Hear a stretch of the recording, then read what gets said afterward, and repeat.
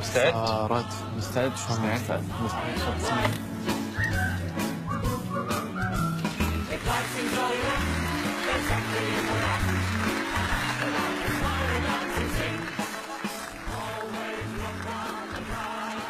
اهلا وسهلا. مساء الخير. مساء النور. حبيبي معكم عبد اللطيف غازي من الكويت، وصاحبي محمد جباري من البحرين. انا اعزف كلارنت وهو يعزف جيتار، واحنا ان شاء الله اليوم راح نعزف مقطوع حق شيرين بالستايل التركي ونمزج الفنون مع بعض. واتمنى تقييمكم للموهبه ما يتاثر لان انا كفيف. ولا يهمك حبيبي. اهلا وسهلا. وانا جاهز اسمع اي نقد بناء يعني.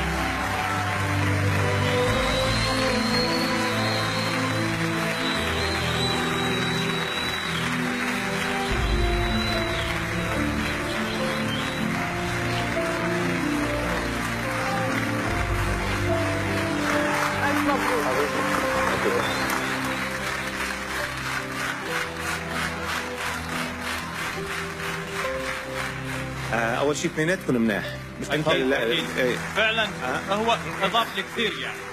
فنان لا كثير. لعب الجيتار بياخذ العقل طبعا. مكملين بعض الشباب، مكملين بعض، تكمله جميله جدا. يخرب بيتك، اول ما عملت لو قصي ورايا ما ركضوا على هيدا الجولدن باز، لحتى الجمهور لوحده اجى وطب فوق الجولدن باز. يخرب بيتك، بدي اقول لك اياها، بدي اقولها. بين النوتة والنوتة كان عم حس مشاهد جمالية ولا شفتها بحياتي. كنت عم شوف إحساسك، كنت عم شوف جمال عزفك، كنت عم شوف رواقك الحلو اللي أخذني على سابع سما. الله يعطيك العافية. الله يعطيك العافية. يا أخي الآلة اللي بيلعب عليها، لو مش اللي بيلعب عليها بإحساس عمرك ما هتحسه. إيه الإحساس اللي أنت عزفت بيه ده؟ أنت أعتقد أنك عزفت بروحك. أنت إنسان موهوب موهوب موهوب فوق الوصف.